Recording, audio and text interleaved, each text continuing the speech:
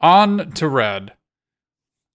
So, we have seen that in every color combination, there is a ton of flash blocking going on. A ton of it. An actual ton of it.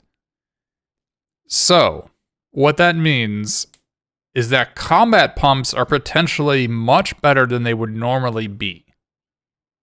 Because people are planning on blocking your small creatures with their flash creatures. And antagonize is the perfect size to beat up anybody that's trying to flash and block your fair creatures.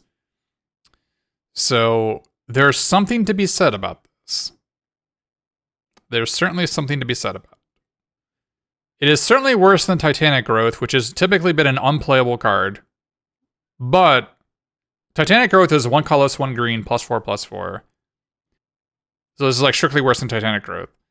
But in the context of a set where there's so many flash creatures, this may actually be good.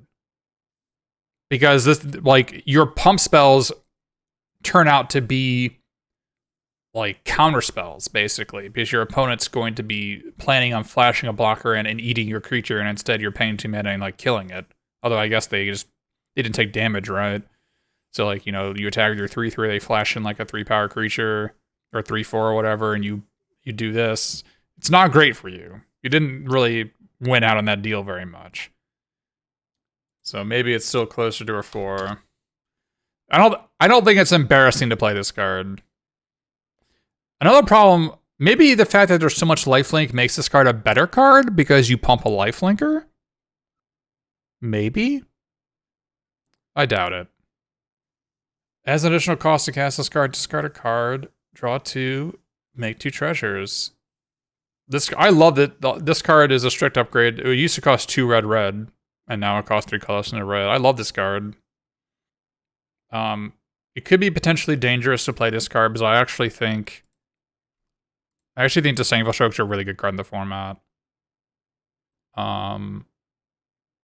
So it's going to be a little bit dangerous to be playing this card. It kind of depends if you have any treasure enablers in your deck, whether this card's worth it. There's potentially some 7-drops you can play. You can play, playing this Dust Mangler on turn 5. That seems pretty strong. Seems like it can have some good stuff going on.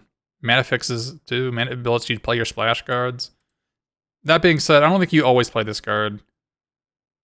I think you're gonna play it maybe half the time, maybe a little bit more. The rummage effect gets a lot worse considering there's so much conniving going on in the set that its effect isn't really as desired. So I'll put this better than antagonize. I'm willing to come back to this if there's treasure payoffs that are worth it, but so far I haven't seen any. Target creature gets +1 and gains first strike until end of turn, scry 1. Kindled Fury was just this card, but no scry, and that card has been unplayable in every format it's ever been printed in. Scry 1 makes it better, but I think it's still worse than Antagonize by a large margin. I'll put it as a 1. I'll put it as a 2. I mean, power level-wise, it's a 2. It's not a 1. Alright. Exhibition Magician. When it enters the battlefield, choose 1. Create a 1/1, or create a treasure token. This card's pretty good. I like it. Oh, Kindled Fury with Scry, it was already been made before? Okay. Yeah. Oh, it's an alliance enabler, but it's 2 creatures? Yeah, that's a good point. Yeah, this card seems good. You know what this reminds me of is, in the AFR set, there was a Tuna Red 2/2 that either shattered or made a treasure, right? And that card was really good. Yeah, this is pretty good. Yeah, Plundering Barbarian. I'll put this as a 5. I don't think you always play it. I think it's pretty good, though. 1 mana, first strike, Menace. Sack it to add a mana of any color. Okay, no thank you. I'm off the Treasure Dog. The AFR had an equipment theme, yeah. Well, Shatter is obviously better than a 1/1. And 2/2 is better than not. Equipped creature gets +2/0, equip 2. Bone Splitter, how far you fallen? Yeah, I don't think we want to be playing anything dealing with this. Yeah, I mean, it is a treasure. It's mana from a treasure source. Not interested in it. Not interested in Wild Cantor. Yeah, this card seems pretty medium minus. This is not a good showing for red. Your hold out for Jill's Hammer. Wow. Let's keep it family friendly. Light 'em up. Sorcery. Casualty 2. Deal 2 damage to not players. Yikes. That's a yikes. I feel like this could have been an instant. This is really not good. Like, I generally just did not play Shock, and this is sorcery speed Shock that can't hit players. That costs 2 mana and not 1. I am off it. I don't know how this could feel good to play. I am just off this card. Not a 1, but I'll put it as a 4. I think you should not be playing this. Yikes. Mayhem Patrol. 2 mana, 1/2 menace. Whenever it attacks, target creature gets +1/0 until end of turn. Blitz. This card seems pretty good. 2 mana Blitz is pretty strong. Like, this is a baseline 2 mana, 2/2 menace. It's like strictly better than a 2 mana, 2/2 menace. Well, I guess it doesn't block very well, but it also has Blitz. This seems really good if you're interested in attacking. I don't know if I'm interested in attacking, but yeah, if you need a 3rd land, you could cycle it. Yeah. I do like that this helps you get your 3rd land if you're mana screwed. But only if you play it on turn 2, right? If you play it on turn 3, it's too late. You draw the card end of turn. Yeah, it seems like a decent card. I don't think I'm interested in playing it a lot of the time, but I wouldn't fault you for playing this card at all. So like this, I guess this is trying to be Bone Splinters, right? I think this is what this is trying to be Bone Splinters. A red Bone Splinters, right? That's probably what this is supposed to be. You plan on playing like a 2 mana Blitz card like this, and then using it for this. Not good, but Plasma Jockey. Whenever this attacks, target creature and opponent controls cannot block. I feel like these types of effects are... First of all, it's a 4 mana card. It doesn't have 4 power. It does make it so an X4 can't block, but... I think Blitz is... Like, Blitz being fast and trying to hit your opponent is not going to work. There is so much life gain in this set, and there's so much defensive cards. Yeah, this is not... Like, Goblin Heel Cutter was an actual 9 out of 10 card. Yeah, this is not Goblin Heel Cutter. Thank you for bringing that up.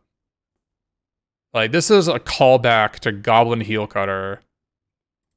And Heel Cutter was a 9 out of 10 card that this is not. It's not even close. This is Goblin Heel Cutter. So before Blitz, there was Dash. And instead of dying and draw a card, it returned to your hand, which is typically better for this type of effect. Yeah, like, Goblin Heel Cutter was a monster. An actual monster. This is not. I mean, yeah, this seems like a draft card, and we're not playing draft here. 5 mana sorcery speed, deal 5 damage to target creature or planeswalker, destroy target. Yuck. What? This is awful. This is Fiery Intervention at home. A Fiery Intervention was an instant. Oh no, it wasn't. No, it is strictly Fiery Intervention. I mean, it's a card you played, you just weren't happy to play it. So... You could have just added Scry 1 to this. 2 mana, 2/2. It gains Death Touch until the turn. If I was looking for a red citizen, I had Death Touch, I would be playing it. This seems way worse than Mayhem Patrol. Yeah, the commons are really bad. Sticky Fingers. When an enchanted creature has Menace, and whenever this creature deals combat damage to a player, create a treasure token. When an enchanted creature dies, draw a card. This card seems pretty mopey. This is not Goldvein Pick. Goldvein Pick was really freaking good, and this is not Goldvein Pick. Okay. What is up with this? I might be way off base with this card. Like, this is a good treasure maker if you need treasures, but like, I haven't seen any treasure payoffs in the entire set, so I don't... Well, J-Dub, the creature is not dying. It's getting killed or exiled or whatever. It's getting, like, hobbled or, you know, it's getting aura'd. That it's like tap doesn't untap, or it's getting bounced to hand. I'd be much more about this card if it said, whenever Sticky Fingers goes to the graveyard, draw a card. Because that means if they bounce the permanent that it's on, then you would still draw a card, right? I'd be much more about it if that's what it did. But that's not what I'm seeing. They've made several auras that say whenever this aura goes to the graveyard, do something. They did not do that with this card. Okay. Alright, yeah, I'll do this. Maybe it's a 7, because it doesn't kill any of the 4 drops. Yeah, I'll do this. I'll do Sunlance. Yeah, Black Cross 187, you think this would be better as an equipment? Well, that's because it was. And it was awesome. It was Goldvein Pick. It was really good. Witty Roast Master. Whenever another creature enters the battlefield under your control, it deals 1 damage to each opponent. This card is more mopiness. What is going on? Why? Red is just like unplayable. 5 mana reach trample. Okay. 5 toughness is a lot. Reach is a lot.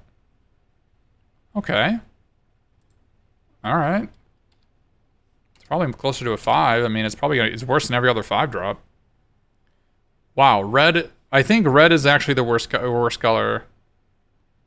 Like, because their 3 drop is Exhibition Magician, which is supposed to compete with Inspiring Overseer and Echo Inspector, and it just does not match up very well.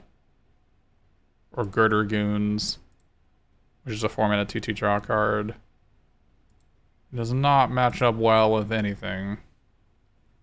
Wow, this is bad. Yikes. Alright. We need to call in a professional here. Players cannot gain life this turn. Damage cannot be prevented this turn. Call in a professional, deals 3 damage to any target. Okay, yeah, I mean, this is open fire. Bypasses shields. It actually kills the shield and bypasses it, right? Yeah, it even says in the reminder text what happens. And it doesn't just prevent the shields on the target, it prevents shields from, you know, any of your opponent's things that are happening. But it also stops your shields, so... They also go to face? We finally can go to face. Alright, add a red. Put a stash counter on this. Sacrifice glittering stockpile, add mana of exit. Okay. So it's a mana rock that you can cash in for like 4 or 5 mana later in the game. This is a really cool card. I don't know if it's good. It is also considered mana from a treasure. That's really cool.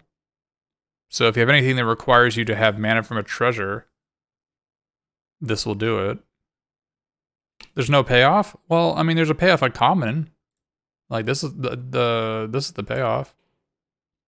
Like, you have 5 mountains in play, and you sack your thing for 5 green mana, and you pump this 5 times, and you get 5 counters, right? This is a really cool card.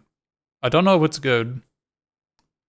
I mean, obviously, if there's a fireball in the format, this is really good. It looks like there is a fireball. What is the fireball? Okay. Oh, it doesn't hit players. What the? It doesn't hit players. This is a cool card. I haven't not seen any payoffs for it other than that common, really. It's a cool card.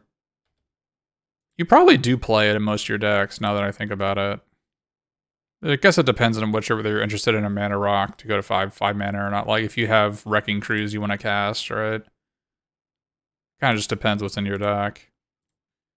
Gain control of target creature until end of turn. Untap that creature. It gains haste. Create a treasure token. Okay, so you're supposed to combo this with any casualty card. You're supposed to combo Involuntary Employment with Light 'em Up, which I think is a pretty legit combo. Okay, so Light 'em Up is a little bit better than I thought. If you have this going on, it's not 6 mana. It's 5 mana. It's 5 mana because it gives you a treasure. So if you have 5 mountains in play, you can cast them both. That's not horrible. Act of Treason is certainly... I think Act of Treason is actually going to be good in this set. I think it's going to be really easy. I think you're probably going to have like 3 or 4 ways to sacrifice it in your deck. I think this is likely going to be a Terminate. And if you have enough mana, you get an extra treasure out of it, right? If you have enough lands, you actually get a treasure out of it at the end. I don't know if that matters, but it certainly helps. Pugnacious. Yeah, I think Act of Treason's... Like, Act of Treason was the best card in AFR, right? And sacrificing was a theme in AFR. So I wouldn't be surprised if this was really good. I would not be surprised. Whenever this attacks, create a tapped and attacking 1/1 red devil token. When it dies, deal 1 damage. Okay, this is a cool card. It's like a 4 mana 1/1 plus 4 damage draw card. Or a 5 mana 4/4. This is a cool card. Oh, it's an attacking 1/1. It attacks for 5. Although they probably just block the devil, but... Yeah, I mean, this is probably a 6. 6 or a 7. Yeah, this is a card that has blitz that you're probably not going to blitz that often, right? Because it seems like it's a card that you actually want to have in play and doing the thing, page around. This card looks fun to play. Not a very high power level card, but if you're playing red, I think you play it. Pyre Sledge Archinist, 1 mana tap, deals X damage to any target where X is the number of permanents you've sacrificed this turn. This is not Sparksmith. This is like maybe deal 1 damage, right? Oh, you stack treasures? It's a treasure payoff. Oh, okay. That's cool. The fact that it's a 3 mana 2/3 and not like a 3 mana 2/3 or a 2/3 or a 3 mana 2/2 and not a 3 mana 2/3 or a 3/2 or, you know, I don't think this is where you want to be. When it dies, create a treasure token. Blitz 3. This is like a reasonable 2-drop, but there was a pirate that was a 2 mana 2/1 that was unplayable. But this has like, it's a 3/1 and it has blitz, and it's in a better color. This feels like it should have been a common, for sure. But I think for draft it couldn't be a common. It was too high power level for it to be a draft card, I think. This is certainly a power level above. This is like a high tier common if it would be like, I don't think they wanted this to be the premier common for red. I don't know what they wanted to be the premier common for red because they don't have one. Strangle, I guess. Yeah, this seems like pretty decent. But you're generally not interested in playing like 3/1s and sealed. It is, I mean, it does have 3 power. Trades pretty well with any 2 and 3 drop. Maybe this is good enough. The buyout of cycling it for 3 mana is kind of nice. If you don't need it. Rob the Archives. I saw the top 2 cards of your library. You may play those cards this turn. So we ran into this problem earlier. This is not Reckless Impulse, right? Because Reckless Impulse was the beginning of the next turn. And that's not what this is. This is the beginning of this turn. So you play it this turn, you have to use all the cards this turn, which makes it pretty damn bad. This, yeah. This is not very good. Like, I think what's going to happen is you're going to hit 2 lands and 2 spells. So it's like a glorified... Even if you sacrifice a creature, you're going to hit 2 lands and 2 spells. And so you spent 2 cards to get a land and 2 other cards that you can maybe cast on turn 7. If you cast this on turn 7, this is just like not a good card. This is just... I think you probably play it. It is not very good with the Act of Treason. Sadly. Because you can't even play the cards you get off unless they're lands. Play one land. Yeah, I mean, this seems pretty mopey. This is a trap card, I think. It's not going to be a 2-mana draw for. You're not going to hit 3 spells, 1 land, and be able to cast all 3. It's just not going to happen. Yeah, this is not Experimental Synthesizer. Synthesizer is a way better card than this. Whenever another creature enters the battlefield under your control, target creature and opponent controls cannot block. This seems terrible. What? If it's the second time it revolves this turn, that creature attacks during its controller's next combat phase. Okay. It's a 4-mana 3/2. Yeah, you can target 2 of your opponent's creatures. They can't block. But how are you playing 2 creatures? I don't understand how you're playing 2 creatures. I feel like the actual use case for this tech that's actually good... It's not Goblin Heel Cutter. Goblin Heel Cutter without dash is way better than this. This thing? This thing's better. At common, I think this card's a 3 out of 10, and I think that card's better than this. It doesn't do anything the turn you play it. This is awful. I'm gonna give Plasma Jockey a point just because of how bad Sizzling Soloist is. Like, you look so much better than the Soloist that I'm willing to give you the benefit of the doubt.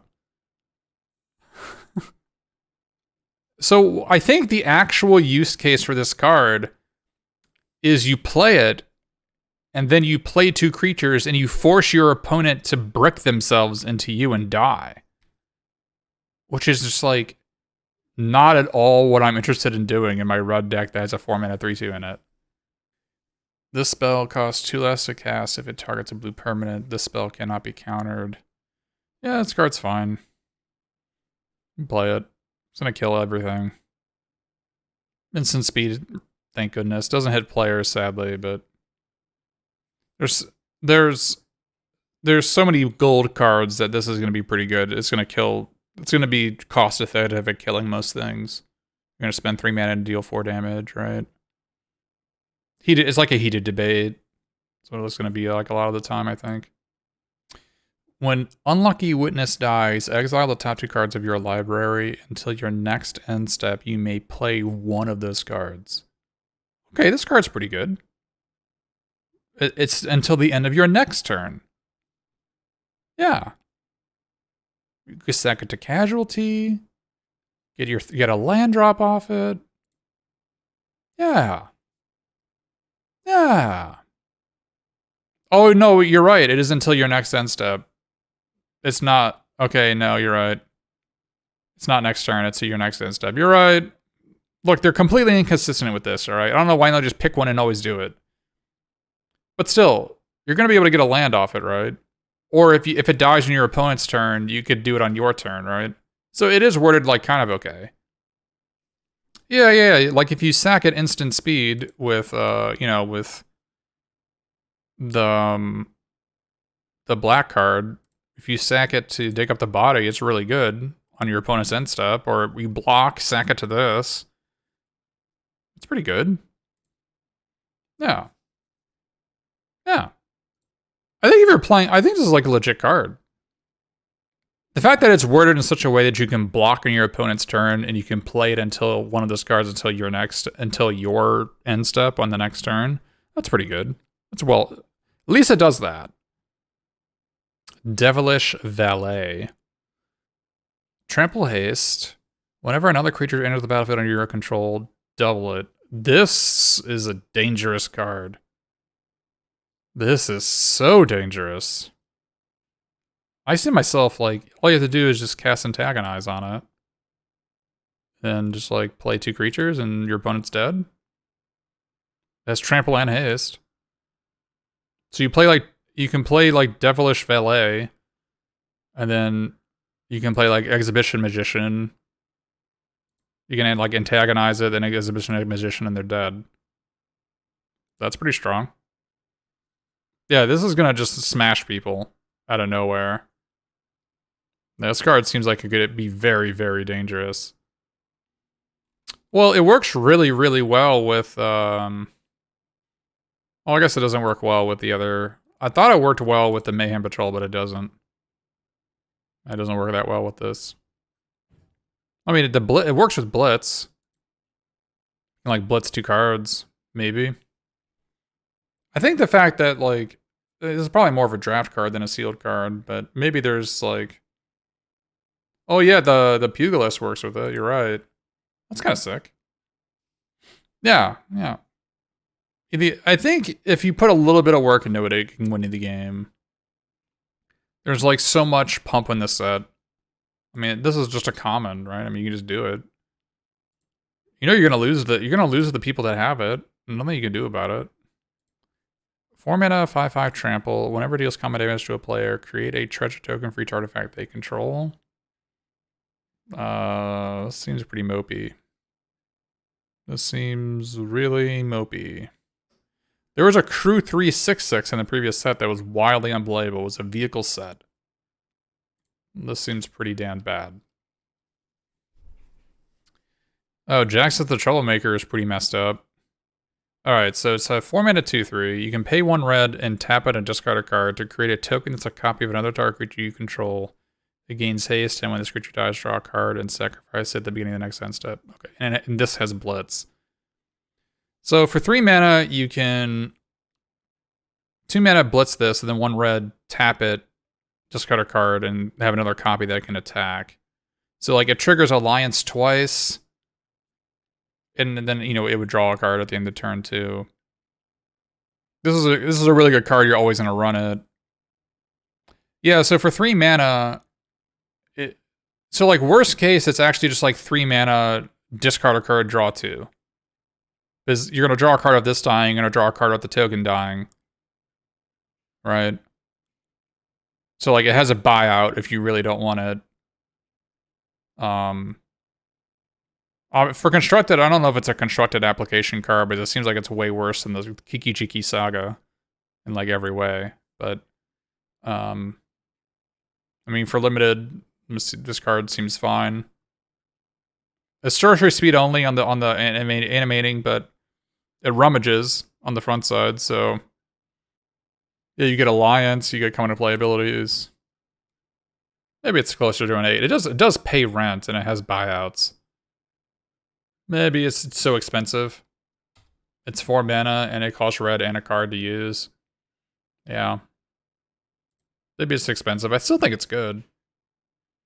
You might be using the Blitz more often with this card than not.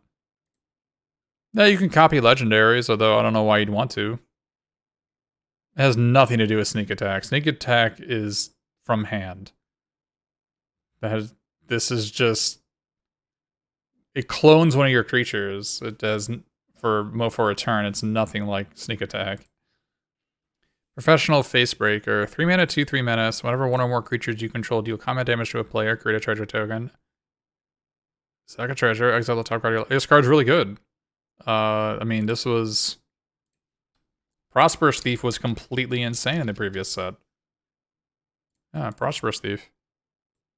It has haste. It comes to, like, you know, you're going to play it, and your opponent, you're just going to get a treasure the turn you play it. Yeah, this card looks really good. I don't know if it's a 9. It might be a 9. Because it might draw 2 cards the next turn after it comes into play. It even has an ability, like multiple abilities that works on the turn you play it. Like, it's not, if you have just a bunch of treasures lying around, this card can let you cash them in. It's an output, right? Yeah, but you play this and you attack with a creature you already have, and then you get a treasure token. Yeah, you can do it any number of times. This card seems pretty strong. Maybe it's a 7. Either a 7 or an 8, one of the two. I mean, for a red card, it's probably an 8. Probably wouldn't be an 8 as a black card. But I'll put it as an 8. Destroy all artifacts, then structural assault deals damage to each creature equal to the number of artifacts that were put into graveyards from the battlefield this turn. Okay, so if you use your 5 treasures to cast this card, I deal 5 to everything. That seems terrible.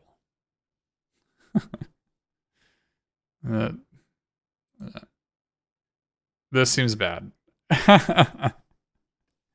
remember, your opponent can't sack treasures in response because it just counts everything that went to the graveyard that turn. Yeah, treasures go to the graveyard. But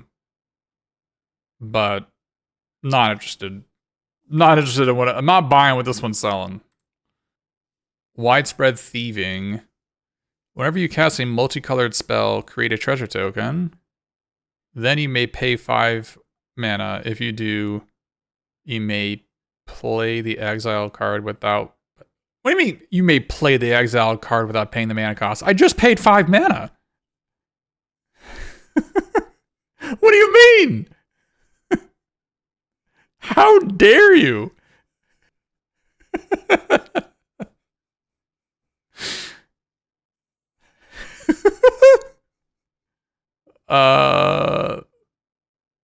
This card seems really bad. But you might be interested. You might be... I can actually see this card being playable. And I'll tell you the reason why. Because whenever you cast a multicolored spell, create a treasure token, I think that's actually a good ability. And this I wouldn't pay 3 mana for an enchantment on it. But that is actually a very powerful thing to be going, right? Because this will make you like 4 treasures a game, right? Does this allow you to play that card multiple times? No, I don't think so. I mean, there's only 1 card underneath it, so. And you can only break the hideaway out. So basically, you play this, and then you play like 3 multicolored spells. And then on the 4th multicolored spell, I guess you're supposed to play 2 multicolored spells after this. And then on the 3rd multicolored spell, like if you play like a 2 or 3 mana multicolored spell, and then you get to cast the hideaway card. This actually is not that bad. It really isn't. Like, if this was 2 mana, it would actually be busted. So a card can't be bad. If at 2 mana, it would be busted. Yeah, you can use the mana from the treasure on the 3rd spell to, like, use white, blue, black, red, green. So, like, you play this for 3. Turn 4, you play multicolored spell. Turn 5, you play multicolored spell. Turn 6, you have 2 treasures in play and 5 lands, probably. And so you play... You have 7 mana, you play a 3-drop, you get a treasure, and so now you have 5 mana left over and you use it. And the card that you hide away is probably multicolored cards, so they'll probably give you a treasure too. You know, like there's enough multicolored spells in your deck? That might be true. Yeah. There's actually not that many. They're all rares. You're right.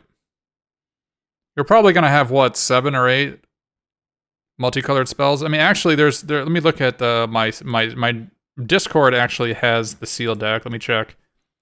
1, 2, 3, 4. Okay, no. You're gonna have like between 4 and 6 multicolored cards in your deck. It's not gonna work.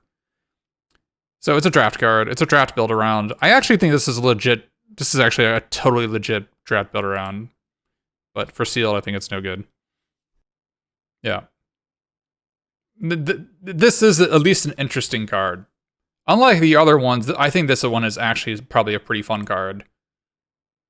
Arcane Bombardment. Whenever you cast your first instant or sorcery spell each turn, exile an instant or sorcery card at random from your graveyard, then copy each card exiled with Arcane Bombardment. You may cast an... Okay. This card seems really good. You do have to wait a turn. It only works on the first one. But it's like Wizard Spellbook, right? I mean, this is just Wizard Spellbook. Although it does, like, remove your threshold, but... Oh yeah, it is each turn. You're right that it does work on each turn. I can imagine this being really good in the right deck. Yeah, I mean, it's mostly Wizard Spellbook. Which was, like, a pretty, like, fringe playable Wizard Spellbook. An AFR. This thing. I guess there's actually like a 3-red sorcery, right? There's a 3-red enchantment that just copies your first instant or sorcery every turn, right?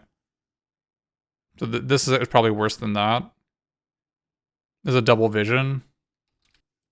Yeah, I think they've actually just made a different version of this card already. I think double vision was pretty good, right?